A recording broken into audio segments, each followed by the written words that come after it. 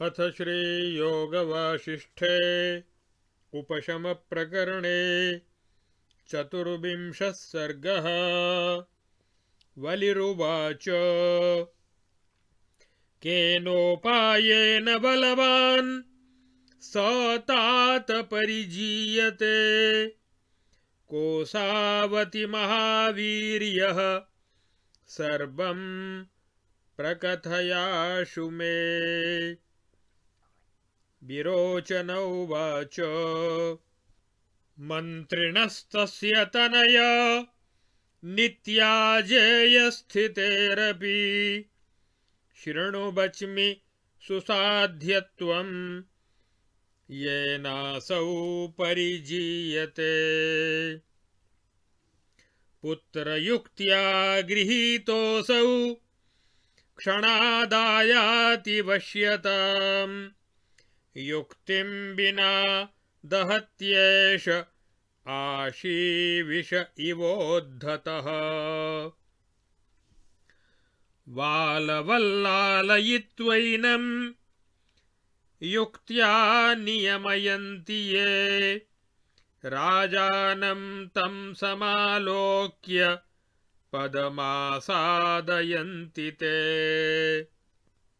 दृष्टे तस्मिन् महीपाले स मन्त्री वशमेति च तस्मिंश्च मन्त्रिण्याक्रान्ते स राजा दृश्यते पुनः। यावन्न दृष्टो राजासौ तावन्मन्त्री न जीयते मन्त्री च यावन्न जितस्तावद् राजा न दृश्यते। राजन्यदृष्टे दुर्मन्त्री स दुःखाय फलत्यते मन्त्रिण्यनिर्जिते राजा सोऽत्यन्तं यात्यदृश्यताम्।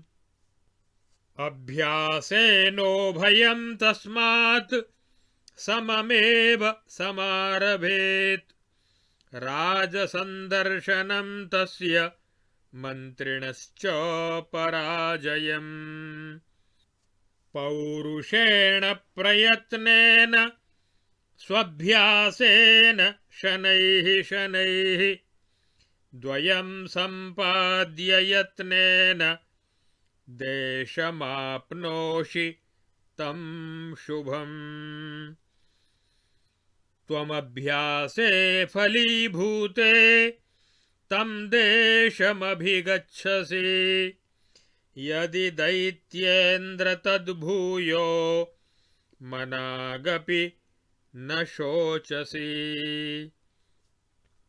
संशान्तसकलायासा नित्यप्रमुदिताशयाः साधवस्तत्र तिष्ठन्ति प्रशान्ताशेष संशयाः। शृणु कः पुत्रदेशोऽसौ सर्वं प्रकटयामि ते देशनाम्नामयोक्तस्ते मोक्षः सकलदुःखः। राजा तु तत्र भगवानात्मा सर्वपदातिगः तेन मन्त्रीकृतः प्राज्ञो मनो नाम महामते। मनोनिष्ठतया विश्वमिदं परिणतिं गतम् घटत्वेनैव मृत्पिण्डो धूमोऽम्बुदतयैव च। तस्मिञ्जिते जितं सर्वं सर्वमासादितं भवेत् दुर्जयं तद्विजानीयात् युक्त्यैव परिजीयते।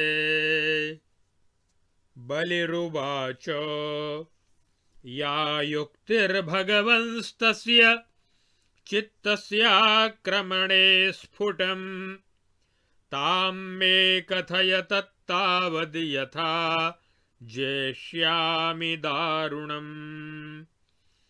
विरोचन उवाच विषयान् प्रतिभोः पुत्र सर्वानेव हि सर्वथा अनास्था परमा ह्येषा सा युक्तिर्मनसो जये। एषैव परमा युक्तिरनयैव महामदः स्वमनोमत्तमातङ्गो द्रागित्येवावदम्यते। एषा ह्यत्यन्तदुष्प्रापा सुप्रापा च महामते अनभ्यस्ताति दुष्प्रापा स्वभ्यस्ता प्राप्यते सुखम्। क्रमादभ्यस्यमानैषा विषयारतिरात्मज सर्वतः स्फुटतामेति सेकसिक्ता लता यथा।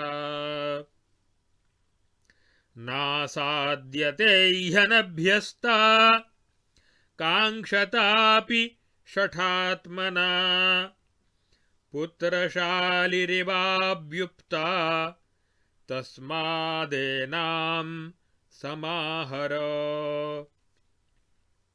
तावद्भ्रमन्ति दुःखेषु संसारावटवासिनः विरतिं विषयेष्वेते यावन्नायान्ति देहिनः।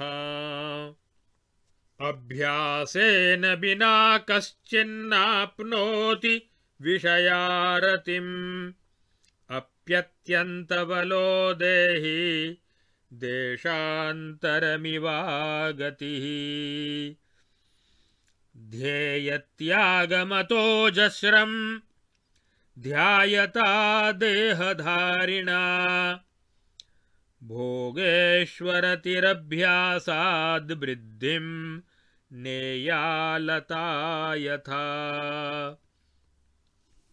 पुरुषार्थादृते पुत्र नेह संप्राप्यते शुभम् क्रियाफलं परिप्राप्तुं हर्षामर्ष विवर्जितम्। दैवमित्युच्यते लोके न दैवं देहवत् क्वचित् अवश्यं भवितव्याख्या स्वेहया नियतिश्च या। उच्यते दैवशब्देन सा नरैरेव नेतरैः यद्यस्येह यदा यत्र सम्पन्नं समतां गतम्। हर्षामर्षविनाशाय तद्दैवमिति कथ्यते दैवं नियतिरूपं च पौरुषेणोपजीयते। सम्यग्ज्ञानविलासेन मृगतृष्णाभ्रमो यथा यथा संकल्प्यते यद्यत् पौरुषेण तथैव तत्। फलवत्ता गृहीतत्वे फलवत्ता सुखप्रदम् कर्ता नो मन एवेह यत्कल्पयति तत्तथा। नियतिं यादृशीमेतत् संकल्पयति सा तथा नियता नियतान् कांश्चिदर्था न नियतानपि। करोति चित्तं तेनैतच्चित्तं नियतियोजकम् नियत्यां नियतिं कुर्वन् कदाचित् स्वार्थनामिकाम्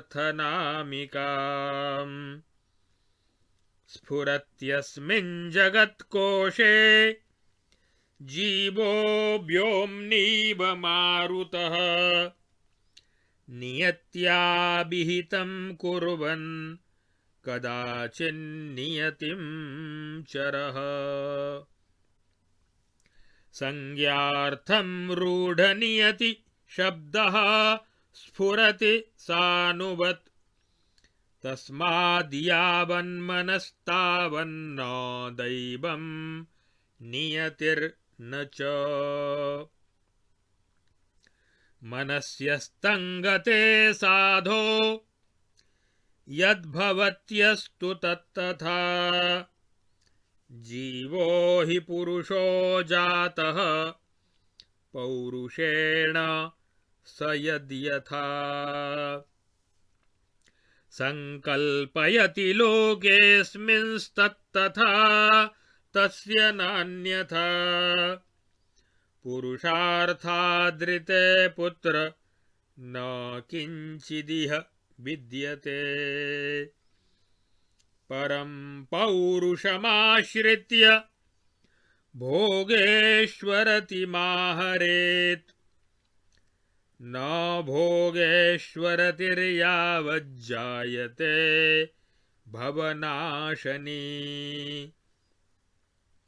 न परा निर्वृतिस्तावत् प्राप्यते जयदायिनी विषयेषु रतिर्यावत् स्थिता सम्मोहकारिणी तावद्भवदशादोला विलोलान्दोलनस्थितिः अभ्यासेन विना पुत्र न कदाचन दुःखदा भोगभोगी भरप्रोता कदाशा विनिवर्तते बलिरुवाच भोगेश्वरतिरेवान्तः कथं सर्वासुरेश्वर स्थितिमायाति जीवस्य दीर्घजीवितदायिनी विरोचनोवाच आत्मावलोकनलता फलिनी फलति स्फुटम् जीवस्य भोगेश्वरतिं शरदीव महालता आत्मावलोकनेनैषा विषयारतिरुत्तमा हृदये स्थितिमायाति श्रीरिवाम्भोजकोटरे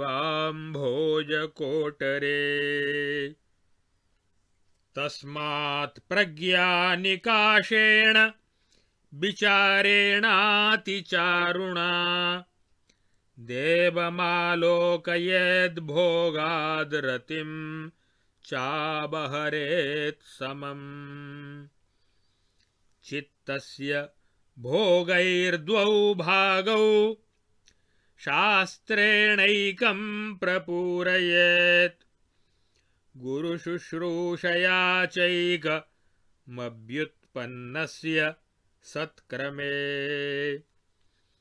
किञ्चिद्व्युत्पत्तियुक्तस्य भागं भोगैः प्रपूरयेत् गुरुशुश्रूषया भागौ भागं शास्त्रार्थचिन्तया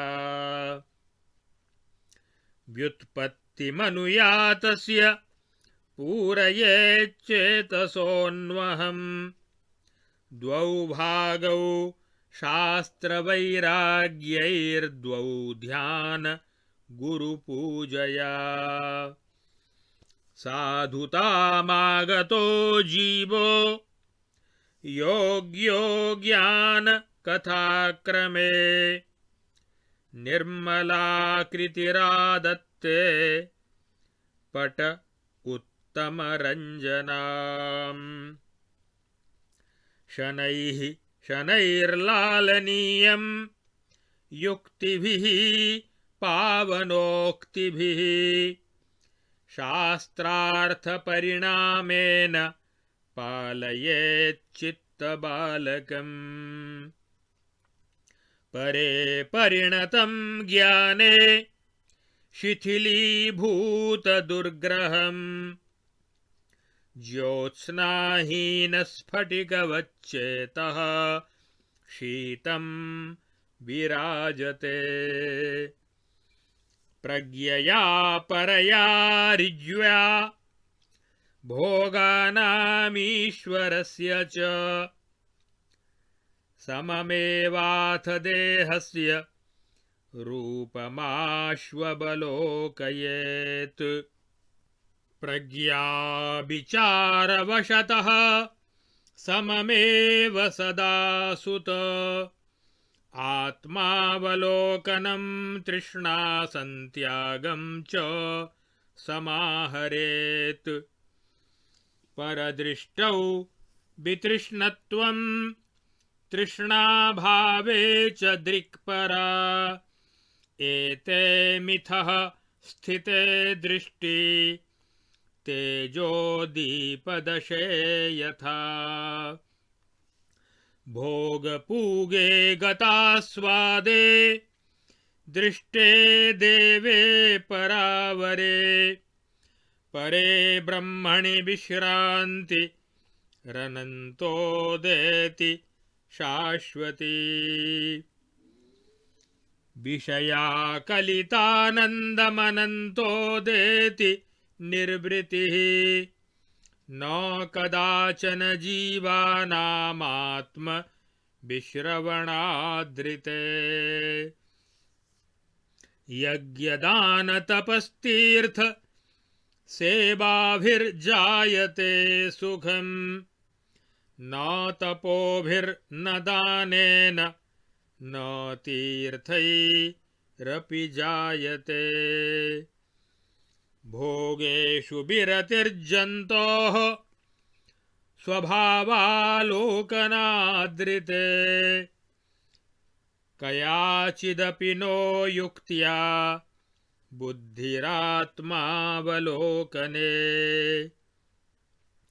स्वप्रयत्नादृते पुंसः श्रेयसे संप्रवर्तते भोगसन्त्यागसम्प्राप्त परमार्थादृते सुत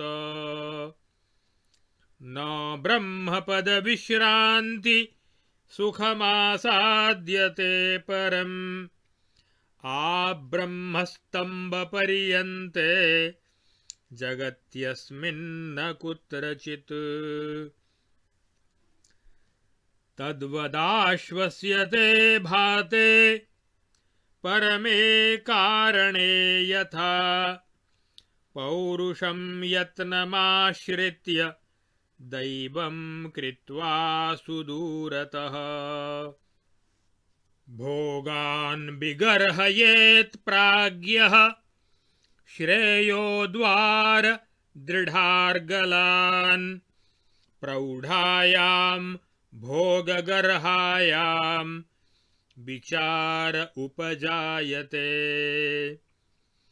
वृद्धायां प्रावृषि श्रीमान् शरत्काल इवामलः विचारो भोगगर्हातो विचाराद् भोगगर्हणम् अन्योन्यमेते पूर्येते समुद्रजलदाबिव भोगगर्हा विचारश्च स्वात्मालोकश्च शाश्वतः अन्योन्यं साधयन्त्यर्थं सुस्निग्धाः सुहृदो यथा पूर्वं दैवमनादृत्य पौरुषेण प्रयत्नतः दन्तैर्दन्तान् प्रसम्पीड्य भोगेश्वरतिमाहरेत् देशाचाराविरुद्धेन बान्धवैकमतेन च पौरुषेण क्रमेणादौ धनानि समुपार्जयेत् धनैरभ्याहरेद्भव्यान् सुजनान् गुणशालिनः प्रवर्तते समासंगात् तेषां भोगविगर्हणा ततो विचारस्तदनु ज्ञानं शास्त्रार्थसंग्रहः ततः क्रमेण परमपदप्राप्तिः प्रजायते यदा तु परते काले विषयेभ्यो विरम्यसे तदा विचारवशतः परमं पदमेष्यसि सम्यक् प्राप्स्यसि विश्रान्ति मात्मन्यत्यन्तपावने न पुनः कल्पनापङ्के दुःखाय निपतिष्यसि स्थितापि नास्थाते शुद्ध नमस्तेस्तु सदाशिव देशक्रमेण धनमल्पविगर्हणेन तेनाङ्गसाधुजन मर्जयमानपूर्वम् तत्सङ्गमोत्थविषयाद्यवहेलनेन सम्यग्विचार विभवेन तवात्मलाभः। इत्यार्षे श्रीवासिष्ठमहारामायणे वाल्मीकीये देवदूतोक्तमोक्षोपायेषु उपशमप्रकरणे चित्तविचिकित्सायोगोपदेशो नाम 24वां सर्गः। अब इस 24वें सर्ग में उस दुष्ट मंत्री को जीतने के उपाय तथा राज्यादि सहित राजा के जीतने के उपाय का वर्णन किया गया है। विरोचन ने बताया कि हे बलि, पहले भोगों से वैराग्य करना चाहिए, फिर विचार पूर्वक परमात्म साक्षात्कार के लिए प्रयत्न करना चाहिए। विरोचन बोले, हे महामते, मनुष्य से लेकर ब्रह्म पद तक संपूर्ण पदों का अतिक्रमण करने वाला जो मन, बुद्धि, इंद्रिय और शरीर का स्वामी शुद्ध आत्मा है, वह एक राजा के समान है। उसने बुद्धियुक्त मन को अपना मंत्री बनाया है। उस मंत्री को जीत लेने पर सबको जीत लिया जाता है और सब कुछ प्राप्त हो जाता है, परंतु उसे अत्यंत दुर्जय समझना चाहिए। वह बल से नहीं, युक्ति से ही जीता जाता है। बलि ने कहा, भगवन, उस चित्त रूपी मंत्री पर आक्रमण करने के लिए जो युक्ति या उपाय हो, उसे आप भली भांति बताइए, जिससे मैं उस भयंकर मन पर विजय पा सकूं। विरोचन बोले, बेटा, सभी विषयों के प्रति सब प्रकार से जो अत्यंत अनास्था वैराग्य है, वही मन पर विजय पाने के लिए उत्तम युक्ति है।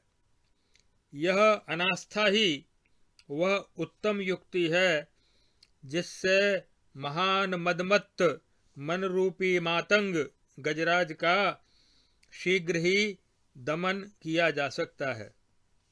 हे महामते, यह युक्ति अत्यंत दुर्लभ और परम सुलभ भी है। यदि इसके लिए अभ्यास न किया जाए तो यह अत्यंत दुर्लभ है, परंतु यदि इसके लिए भली भांति अभ्यास किया जाए तो यह अनायास ही प्राप्त हो जाती है। हे बेटा, यदि क्रमशः विषयों से विरक्त होने का अभ्यास किया जाए तो जैसे सींचने से लता लहलहा उठती है, उसी प्रकार यह विरक्ति भी सब ओर से सुस्पष्टतः प्रकट हो जाती है। हे पुत्र, जैसे बोए बिना धान नहीं प्राप्त होता, वैसे ही यदि विरक्ति के लिए अभ्यास न किया जाए तो विषय लोलुप पुरुष कितना ही क्यों न चाहे, वह विरक्ति उसे नहीं मिलती। अतः तुम इसे अभ्यास के द्वारा दृढ़ करो। संसार रूपी गर्त में निवास करने वाले ये जीव तब तक नाना प्रकार के दुखों में भटकते रहते हैं जब तक उन्हें विषयों से वैराग्य नहीं हो जाता। जैसे कोई अत्यंत बलवान देह वाला मनुष्य भी यदि पैर उठाकर कहीं जाए नहीं तो वह देशांतर में नहीं पहुंच सकता।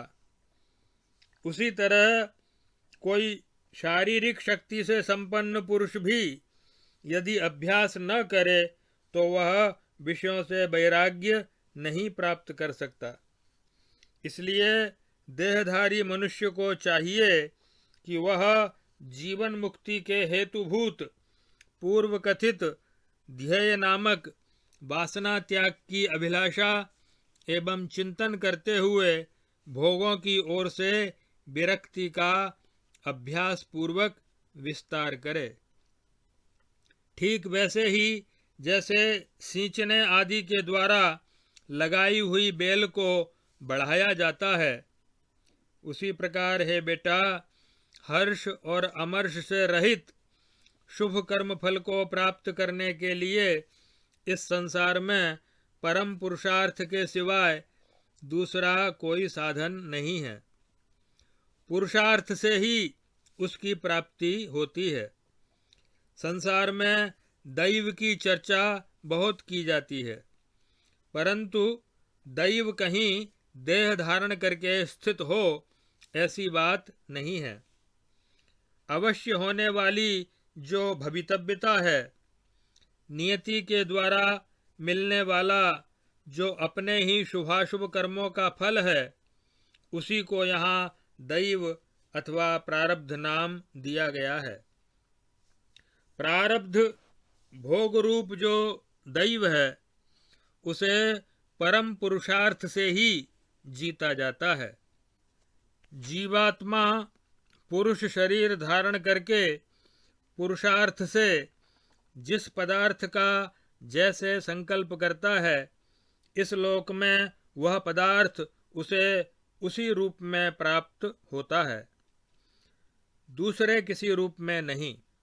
बेटा, इस जगत में पुरुषार्थ के सिवा दूसरा कुछ नहीं है। अतः उत्तम पुरुषार्थ का आश्रय लेकर भोगों की ओर से वैराग्य प्राप्त करना चाहिए। जब तक भोगों से वैराग्य, जो संसार बंधन का विनाश करने वाला है, नहीं प्राप्त होता, तब तक विजयदायक परमानंद की प्राप्ति नहीं हो सकती। जब तक मोह में डालने वाली विषयासक्ति बनी हुई है, तब तक भवदशा रूपी झूला चंचल गति से आंदोलित होता रहता है। अर्थात जीव को संसार में भटकाने वाली अस्थिर अवस्था प्राप्त होती रहती है। हे पुत्र, अभ्यास के बिना विषय भोग रूपी भुजंगों से भरी हुई दुखदायिनी दुराशा कदापि दूर नहीं होती। बलि ने पूछा, हे असुरेश्वर, विषयों की ओर से जो वैराग्य है वह जीव के अंतःकरण में कैसे दृढ़ता पूर्वक स्थित होता है। इसके उत्तर में विरोचन ने कहा, बेटा, आत्म साक्षात्कार रूपिणी फलदायिनी लता जीव के अंतःकरण में विषय भोगों से विरक्ति रूपी फल अवश्य उत्पन्न करती है। आत्म साक्षात्कार होने पर विषयों में राग आसक्ति का अत्यंत अभाव हो जाता है। इसलिए पुरुष पवित्र और तीक्ष्ण बुद्धि के द्वारा अति उत्तम विवेक विचार से परब्रह्म परमात्मा का साक्षात्कार करे, साथ ही विषयों की आसक्ति से सर्वथा रहित हो जाए। पवित्र एवं तीक्ष्ण बुद्धि वाला पुरुष दिन के 2 भागों में अपने चित्त को वैराग्य पूर्वक परमार्थ साधन रूप सत्शास्त्र के अनुशीलन में लगाए। तीसरे भाग में एकांत देश में स्थित होकर मन को सच्चिदानंद घन परमात्मा के ध्यान में लगाए तथा चौथे भाग में अपने चित्त को श्रद्धा भक्ति पूर्वक गुरु की सेवा और आज्ञा पालन में लगाए। साधु स्वभाव श्रेष्ठ आचरण को प्राप्त हुआ पुरुष ही ज्ञानोपदेश पाने का अधिकारी होता है।